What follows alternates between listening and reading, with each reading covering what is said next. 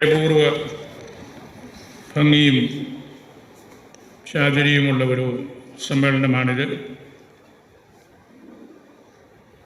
വളരെ വേഗത്തിൽ വിളിച്ചുകൂട്ടിയ സമ്മേളനമാണെങ്കിലും ഈ നാടുകളിലൊക്കെ മാധ്യമങ്ങളിലൂടെ നല്ലപോലെ നമ്മൾ പഠിച്ച് മനസ്സിലാക്കിയിട്ടുള്ള ഒരു കാര്യമാണ് മദ്യത്തിൻ്റെയും മയക്കുമരുന്നിൻ്റെയും വിപത്തുകൾ.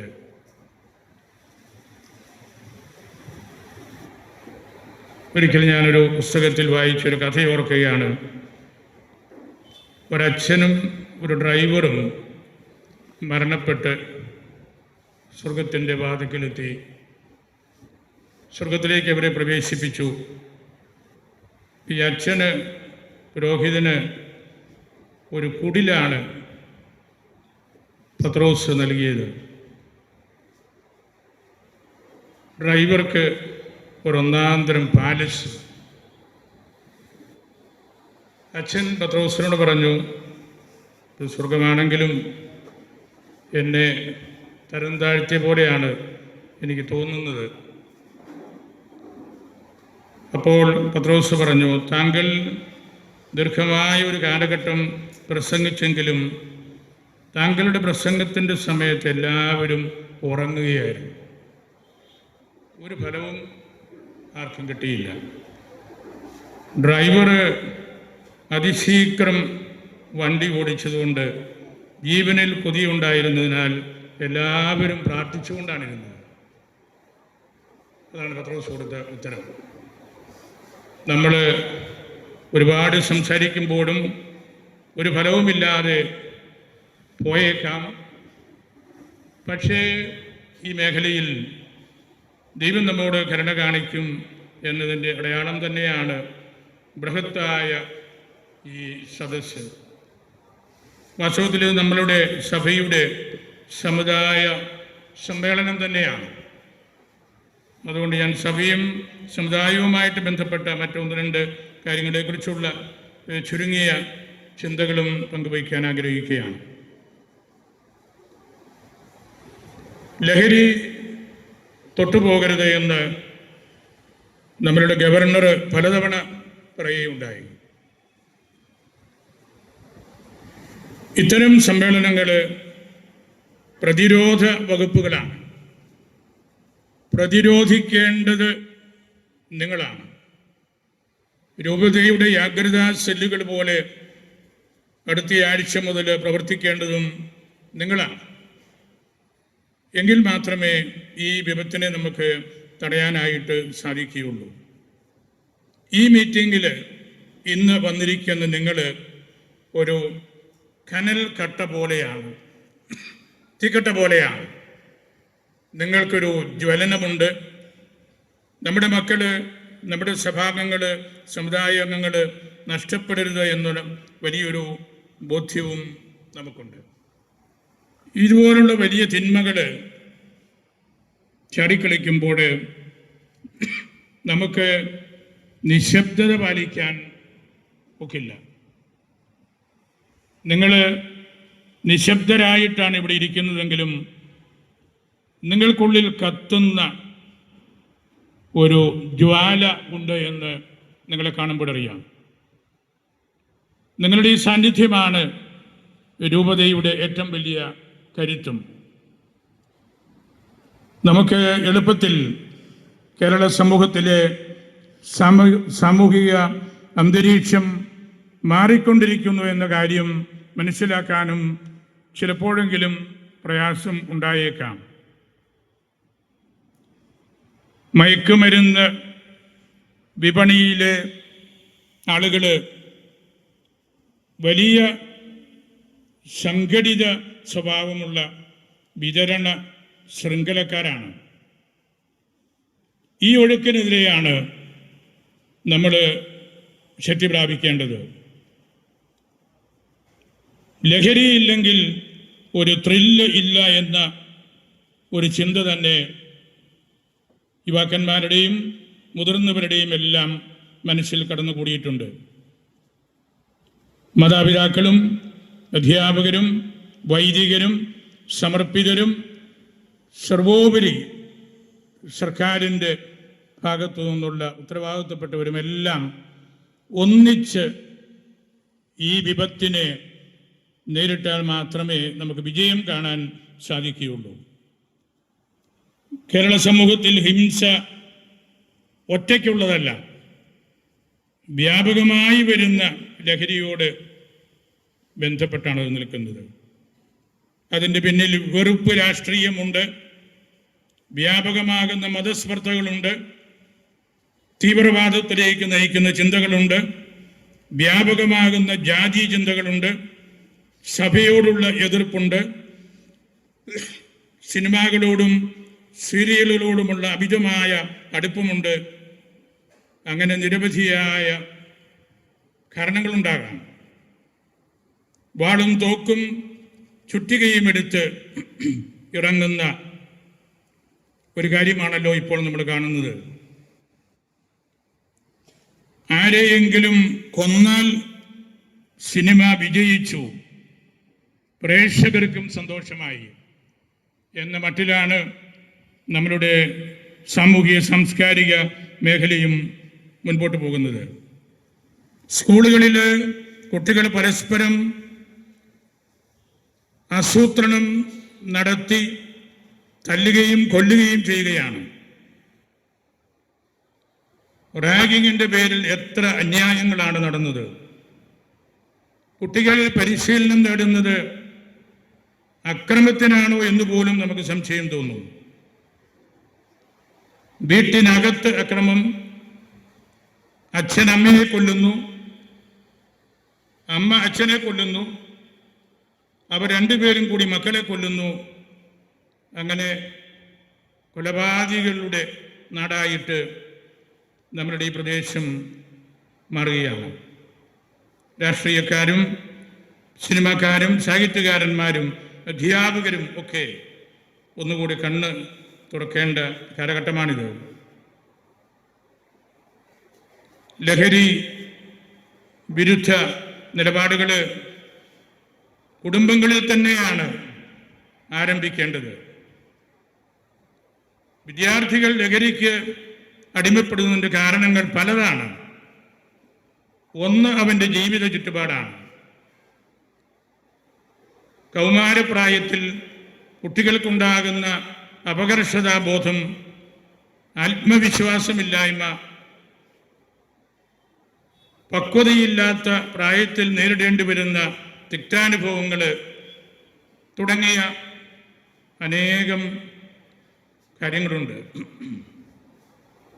പഠനത്തിന് ഏകാഗ്രത ലഭിക്കാൻ, ഓർമ്മ നിലനിർത്താൻ, പഠനത്തിൽ മുഷിപ്പ് തോന്നാതിരിക്കാൻ തുടങ്ങിയ കാരണങ്ങളിൽ സപ്ലിമെൻ്റ് ഫുഡ് പോലെ ഇത്തരം ലഹരികൾ വിതരണം ചെയ്യുന്ന സാമ്പ്രദായിക പദ്ധതികളും നമ്മളുടെ വീടുകളിലും കലാലയങ്ങളിലുമെല്ലാം ഉണ്ട്.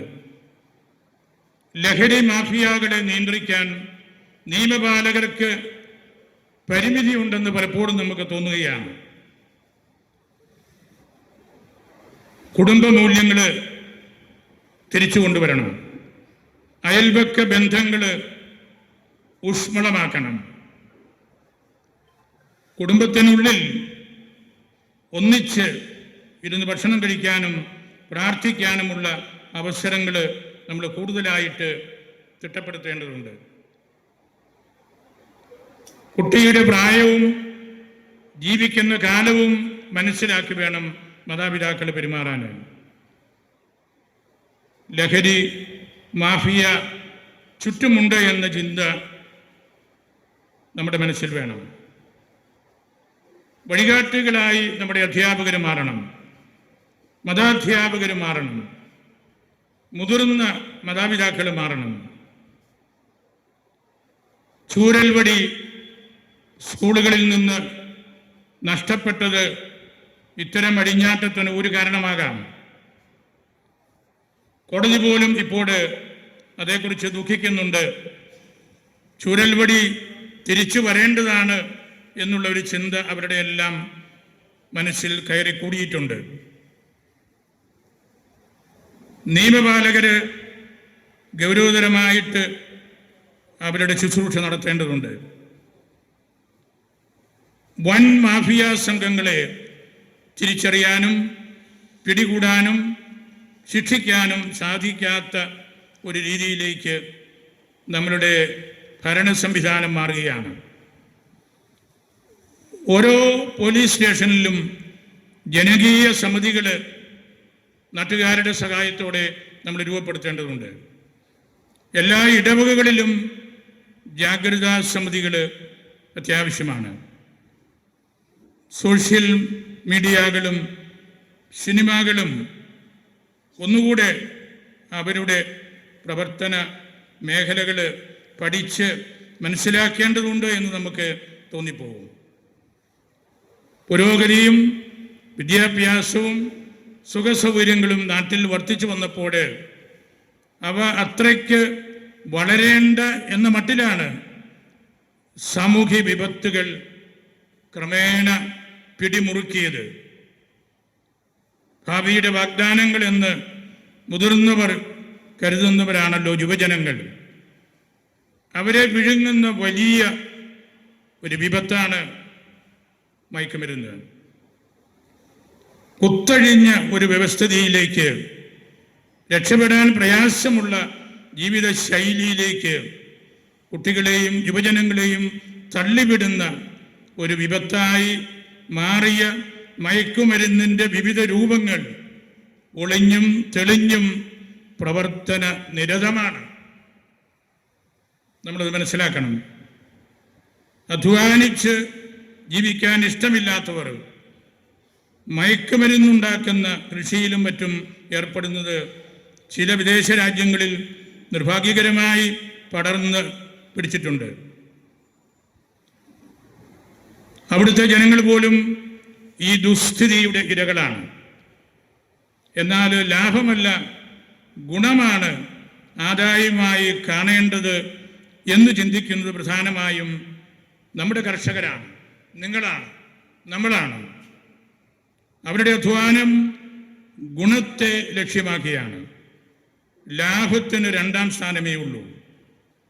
വിഷം ചേർത്ത കാർഷികോൽപ്പന്നങ്ങളിൽ നിന്നുള്ള ലാഭത്തേക്കാൾ പ്രധാനം നഷ്ടം സഹിച്ചും വിഷമില്ലാത്ത വിളവുകൾ ഉൽപ്പാദിക്കുക എന്നതാണ് നിങ്ങളുടെ എല്ലാവരുടെയും അടിസ്ഥാനപരമായ ചിന്ത എന്നെനിക്കറിയാം. സമൂഹം അത് കുറേയെല്ലാം അംഗീകരിച്ചിട്ടുമുണ്ട്. നിലനിൽക്കുന്ന ആരോഗ്യവും ആത്മസന്തുഷ്ടിയുമാണ് ശരിയായ ആദായം എന്ന ചിന്തയുള്ളവരുടെ മനസാക്ഷിയാണ് നാടിൻ്റെ യഥാർത്ഥ സമ്പത്ത്. ഇത്തരം ആദർശമുള്ള വ്യക്തികളെയും സ്ഥാപനങ്ങളെയും തിരിച്ചറിയാനും ആദരിക്കാനും നമുക്ക് സാധിക്കണം. നിങ്ങളെല്ലാവരെയുമാണ് ആദരിക്കേണ്ടത്. അതിന് പ്രത്യേകമായിട്ട് നമുക്ക് സൗകര്യങ്ങളില്ലാത്തത് കൊണ്ടാണ് ഈ വാക്കുകൾ വഴി മാത്രം നിങ്ങളെ ആദരിക്കുന്നത്. മദ്യത്തിനും മയക്കുമരുന്നിനും പരസ്യമില്ലാതെ ഉപഭോക്താക്കൾ എത്തുന്നു എന്നത് ഒരു യാഥാർത്ഥ്യമാണ്. ഒരു പരസ്യവും വേണ്ട, യാതൊരു നിർബന്ധ ബുദ്ധിയും ആരിൽ നിന്നുമില്ലാതെ ഇത് പാൻഡമിക്കായിട്ട് എത്തിക്കൊള്ളും. പരസ്യം വേണ്ടാത്ത ഏക കാര്യമാണ് മദ്യവും മയക്കുമരുന്നും എല്ലാം. മനസാക്ഷിയുടെ ശബ്ദം, അതിലധിഷ്ഠിതമായ വിമർശനം, ഇവയ്ക്ക് ധാർമ്മിക നീതി സംഹിതകളുടെ പിൻബലവും ഉണ്ടെന്ന് നമുക്കറിയാം. ഗാന്ധിജി ഉപദേശിച്ച സത്യഗ്രഹത്തിൻ്റെ കാതൽ സത്യം, സ്നേഹം, ആത്മത്യാഗം എന്നിവയായിരുന്നല്ലോ. അവിടെ ഹിംസയ്ക്ക് സ്ഥാനമില്ലായിരുന്നു. ഈ സമരരീതി അനുസരിച്ചാണ് നമ്മൾ സ്വാതന്ത്ര്യം നേടിയെത്തിയത്.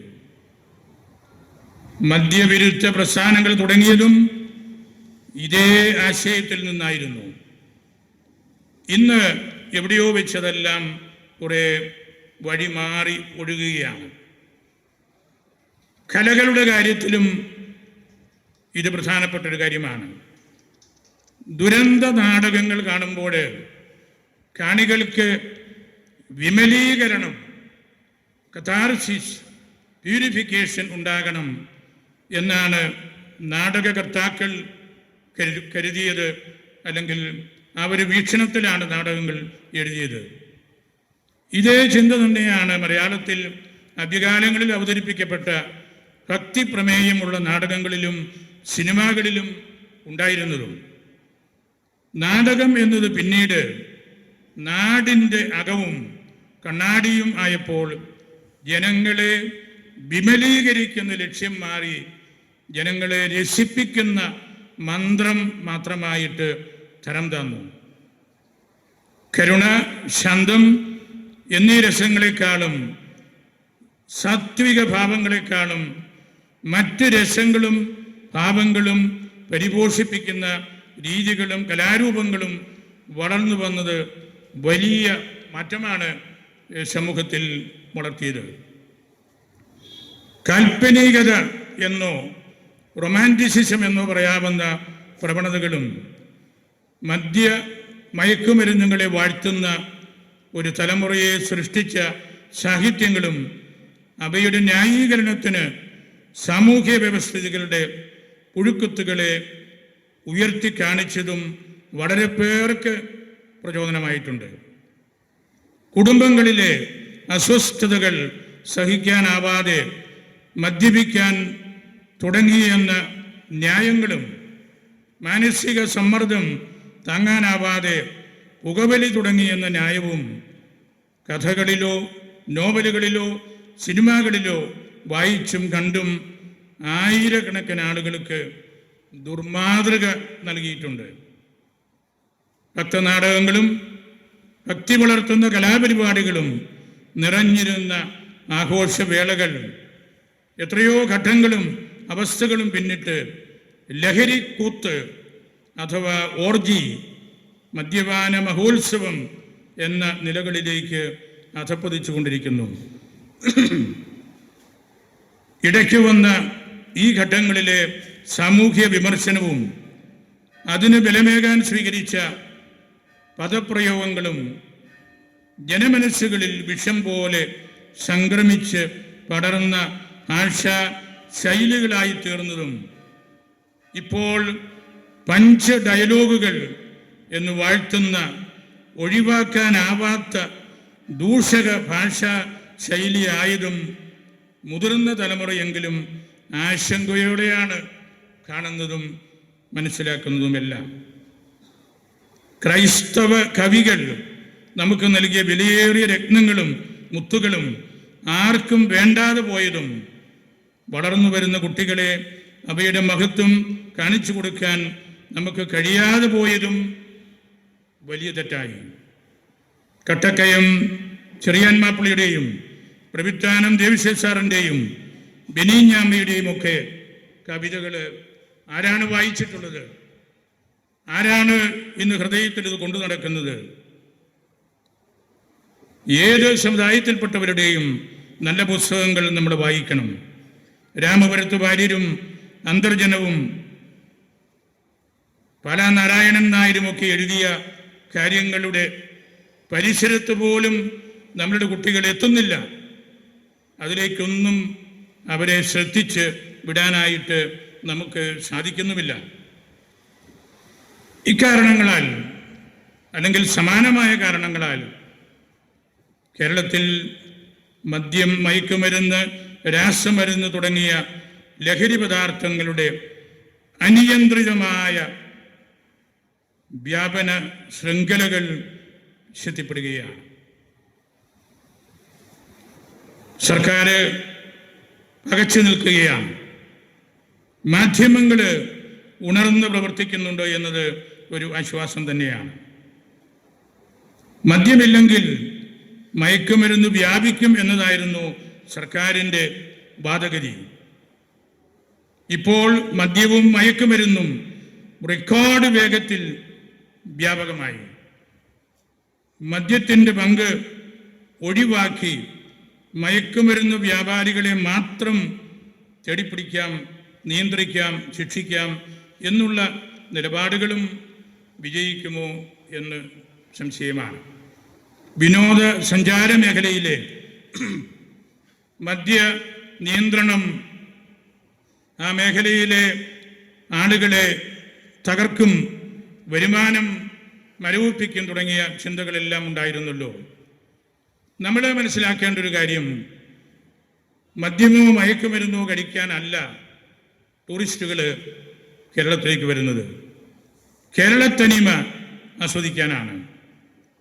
സർക്കാരിൻ്റെ നിലനിൽപ്പ് മദ്യവരുമാനത്തെ ആശ്രയിച്ചാണ് ഇരിക്കുന്നത് എന്ന വാദവും നിരർത്ഥകമാണ്. ഈ മദ്യം മയക്കുമരുന്ന് നിയന്ത്രിക്കപ്പെട്ട കാലഘട്ടത്തിലും അല്ലെങ്കിൽ മറ്റു സംസ്ഥാനങ്ങളിലും സർക്കാരുകൾ എത്രയോ കാര്യക്ഷമതയോടെ പ്രവർത്തിക്കുന്നു എന്ന് നമ്മൾ തിരിച്ചറിയണം. നമ്മളുടെ സമൂഹം, നമ്മളുടെ സമുദായം പല കാരണങ്ങളാൽ ബലഹീനമാകുന്നുണ്ട്. നമുക്ക് വലിയ പ്രയാസങ്ങളും പ്രതിസന്ധികളുമുള്ള ഒരു കാലഘട്ടമാണിത്. സഭയുടെ വിശ്വാസവും സമുദായത്തിൻ്റെ ശക്തിയും ചോർന്നു പോകുമ്പോൾ നമ്മളുടേതുപോലെയുള്ള രൂപതകളിൽ നിന്ന്, സമുദായത്തിൽ നിന്ന് ശക്തി പകരാനും നമുക്ക് ഒന്നിച്ചു നിൽക്കാനുമൊക്കെ സാധിക്കണം. നിങ്ങൾക്കെല്ലാവർക്കും അറിയാം, വഖഫ് 2025 ബില്ല് കഴിഞ്ഞ രാത്രിയിൽ പ്രസിഡന്റ് ഒപ്പുവെച്ച് നിയമമായി. മാസങ്ങൾ നീണ്ട പഠനങ്ങളും ലോകസഭയിലെയും രാജ്യസഭയിലെയും മണിക്കൂറുകൾ നീണ്ട ചർച്ചകളും വാഗ്വാദങ്ങളും വിവിധ രാഷ്ട്രീയ പാർട്ടികളോടും ജനപ്രതിനിധികളോടും ഉള്ള ആലോചനയിൽ നിന്നും വന്ന കാര്യങ്ങളാണ് അവയെല്ലാം. ജനാധിപത്യത്തിൻ്റെ ശ്രീകോവിലും പുറത്തും നടന്ന ചർച്ചകൾ പല ജനപ്രതിനിധികളുടെയും വിലയും വിലയില്ലായ്മയും അറിവും അറിവില്ലായ്മയും വെളിപ്പെടുത്തുന്ന കാര്യങ്ങളായിരുന്നു എന്ന് പറയാൻ നമ്മൾ പേടിക്കരുത്. കൊണ്ടുവരുന്ന മാറ്റങ്ങൾ വഖഫിൻ്റെ തന്നെ കാര്യക്ഷമതയോടുകൂടിയ പ്രവർത്തനങ്ങളിലേക്കാണ് പ്രധാനമായിട്ടും ഊന്നി നിൽക്കുന്നത്. ജനാധിപത്യ തത്വങ്ങൾക്കും രാജ്യത്തിൻ്റെ നിയമത്തിനും വിരുദ്ധമായ നിലപാടുകൾ തിരുത്തുക എന്നുള്ളതായിരിക്കണം ഏവരുടെയും ഉള്ളിലുള്ള കാര്യം. ഇപ്പോൾ വളരെ പ്രായോഗികവും കാര്യക്ഷമവും കാലോചിതവുമായ ജനാധിപത്യ പരിഷ്കാരങ്ങൾ അതിലൂടെ നമ്മൾ കണ്ടു. എനിക്ക് അതേക്കുറിച്ച് പറയാനുള്ളൊരു നിരീക്ഷണം, ഇത് വഖഫ് ഒരു റിലീജിയസ് വിഷയം മാത്രമല്ല, നമ്മളെ സംബന്ധിച്ച് ഇതൊരു നാഷണൽ ആൻഡ് സോഷ്യൽ വിഷയമാണ്. ദേശീയവും സാമൂഹ്യ പ്രാധാന്യവുമുള്ള വിഷയമാണ്. വഖഫ് നിയമത്തിൻ്റെ ദുരുപയോഗത്തിൻ്റെയും നിയമങ്ങളിൽ അവ്യക്തതയുള്ളതിൻ്റെയും മറനീക്കുവാനുള്ളൊരു പരിശ്രമമായിരുന്നു. ഞാനൊരു രാഷ്ട്രീയ പാർട്ടിയെയും പ്രോത്സാഹിപ്പിച്ച് സംസാരിക്കുകയല്ല. നമ്മളുടെ KCBCയും CBCയെയും അവരുടെ ഒരു നിർദ്ദേശം കേരള MP-മാർക്ക് നൽകിയിരുന്നു. അവർക്ക് വിട്ടുനിൽക്കാമായിരുന്നു, വോട്ട് ചെയ്യാതിരിക്കാമായിരുന്നു, ഇന്റർമീഡിയറി ആയിട്ടുള്ള സാധ്യതകൾ എന്തെങ്കിലും ഉണ്ടോ എന്ന് അന്വേഷിക്കാമായിരുന്നു. അവർക്ക് പാർട്ടിയുടെ പ്രഖ്യാപിത സ്റ്റാൻഡ് എടുക്കേണ്ടി വന്നു. നമ്മുടെ കമ്മ്യൂണിറ്റിയുടെ ഏതെങ്കിലും കാര്യങ്ങൾ വരുമ്പോൾ കഴിവില്ലാത്തവരെ പോലെ നമ്മളെപ്പോഴും നിൽക്കുകയാണ്. പരിമിതികൾ അവർക്കുണ്ട്, നമുക്കറിയാം. പക്ഷേ പൊതുരംഗത്ത് വരുമ്പോൾ രാഷ്ട്രീയ മുന്നണിയോടും രാഷ്ട്രീയ സംവിധാനത്തോടും ഉള്ള നമ്മളുടെ കമ്മിറ്റ്മെൻറ്റ് മാത്രം പോരാ. നമ്മുടെ കമ്മിറ്റ്മെൻറ്റ് നമ്മുടെ രാജ്യത്തോടാണ്, ഇവിടുത്തെ ജനങ്ങളോടാണ്, നാനാജാതി മതസ്ഥരോടാണ്.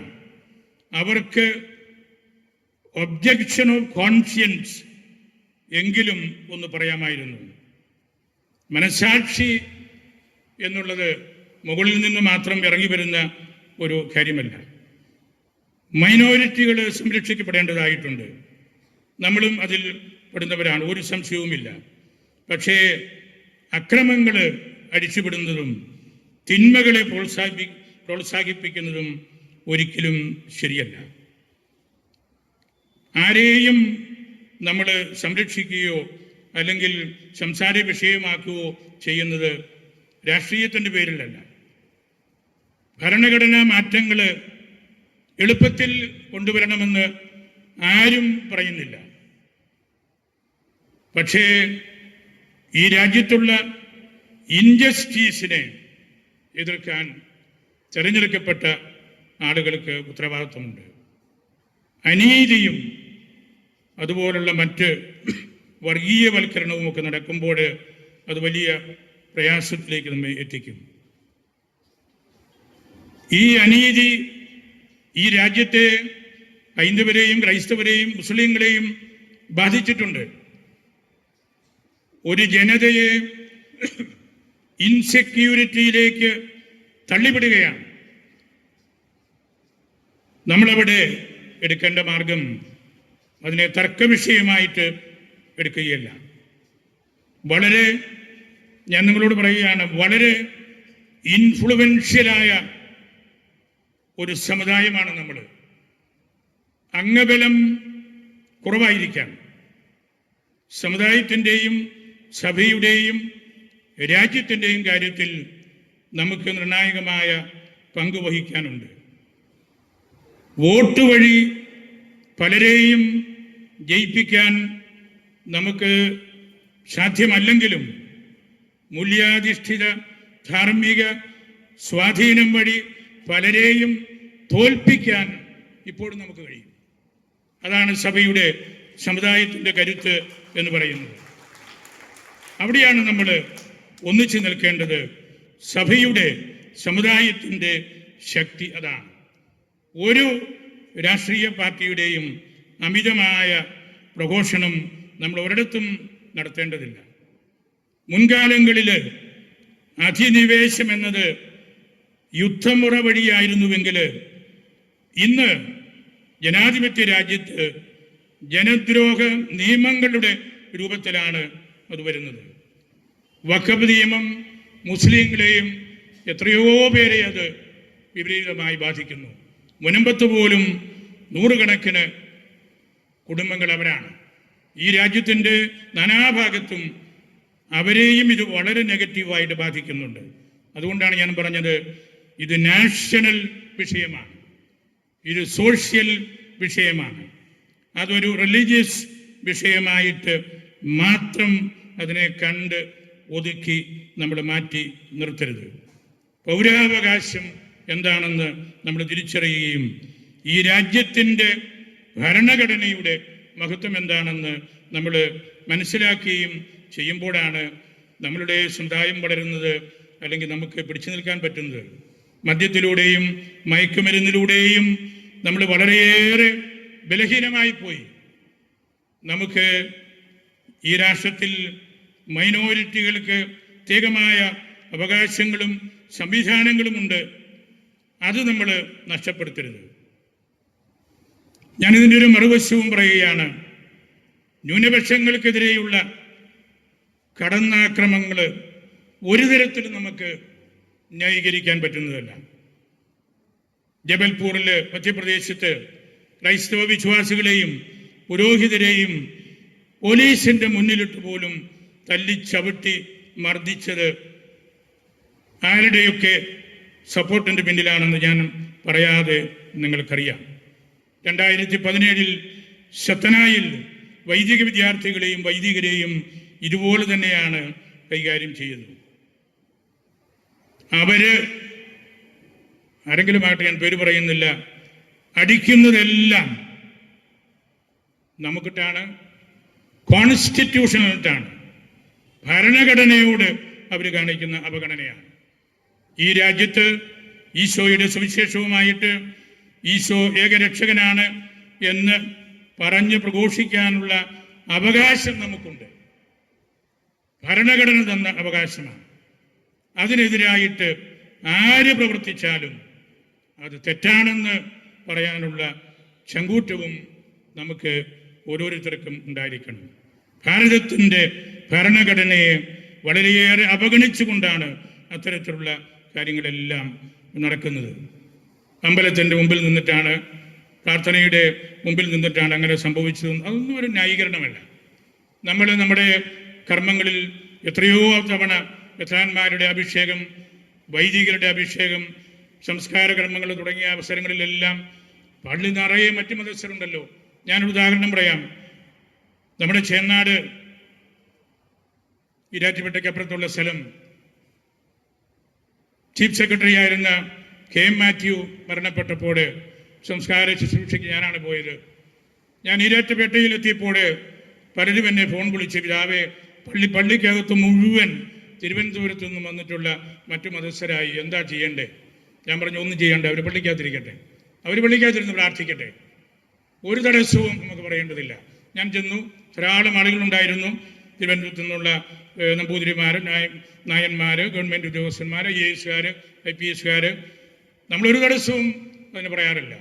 നമ്മൾ പിന്നെ ഒരു അമ്പലത്തിൻ്റെ മുമ്പിൽ പോയി നിന്നു, അതുകൊണ്ട് നമ്മളെ തല്ലി, അതിനെ നമ്മൾ ന്യായീകരിക്കുന്നു എന്ന് പറയുന്നതിൽ ഒരർത്ഥവും ഞാൻ കാണുന്നില്ല. ആ സംസ്കാര ശുശ്രൂഷ കഴിഞ്ഞപ്പോൾ കുറേ നായന്മാർ, നമ്പൂതിരിമാർ, IPS-കാർ എന്നോട് പറഞ്ഞു, ബിഷപ്പേ, ഞങ്ങൾക്ക് നിങ്ങളുടെ ഈ പ്രാർത്ഥനാ ഹാളിലും അതുപോലെ ഞങ്ങൾക്കും സ്വർഗത്തിലൊരു ഇടമുണ്ട് എന്ന് അങ്ങ് പഠിപ്പിച്ചതിലും അതിയായ സന്തോഷമുണ്ട് എന്ന്. അതാണ് നമ്മൾ ചെയ്യേണ്ടത്. നമുക്ക് എവാഞ്ചലൈസേഷനുള്ള, മോക്ഷത്തെക്കുറിച്ച് പറയാനുള്ള, സ്വർഗത്തെക്കുറിച്ച് പറയാനുള്ള അവസരമാണ് ഓരോ സംസ്കാര ശുശ്രൂഷയും. അതുകൊണ്ട് നമ്മളിതുപോലുള്ള അടിയന്തരമായ സാഹചര്യങ്ങളിൽ നമ്മളിലേക്കൊന്ന് തിരിച്ചു വരണം. കേരളത്തിൽ ക്രൈസ്തവ സഭകൾ തമ്മിൽ ഉണ്ടായിരിക്കേണ്ട ഐക്യം, സാഹോദര്യം ഇല്ല. നമ്മൾ പലപ്പോഴും അതിനുവേണ്ടി പരിശ്രമിക്കുന്നുണ്ട്, സമ്മേളനങ്ങൾ കൂടാറുണ്ട്. നമ്മുടെ ഇരിക്കും തൈലച്ചനാണ് സുറ മലബാർ സഭ ഏൽപ്പിച്ചിരിക്കുന്നത് ഈ സഭയ്ക്ക് കാര്യങ്ങൾക്ക് വേണ്ടി. ഞങ്ങൾ ആവോളം പരിശ്രമിക്കുന്നുണ്ട്. എങ്കിലും ക്രൈസ്തവ സഭകൾ തമ്മിൽ വേണ്ട ഇഴയെടുപ്പും ഇല്ലാത്തത് കൊണ്ട് നമ്മൾ ബലഹീനമാണ്. നമ്മളെ മറ്റുള്ളവരെ ചവിട്ടുന്നതും തൊഴിക്കുന്നതും എറിയുന്നതുമെല്ലാം ഈ കാരണം കൊണ്ടാണ്. സർവോപരി നമ്മുടെ സഭയ്ക്കുള്ളിൽ, സുറ മലബാർ സഭയിൽ അതിനെ തിട്ടപ്പെടുത്തുന്ന ശാശ്വതമായ സ്റ്റെപ്പിംഗ് സ്റ്റോൺസ്, ഫൗണ്ടേഷൻ സ്റ്റോൺസ് തമ്മിൽ അടുപ്പമില്ലാത്തതുപോലെ നിൽക്കുന്ന കാര്യവും നമുക്കെല്ലാവർക്കും അറിയാം.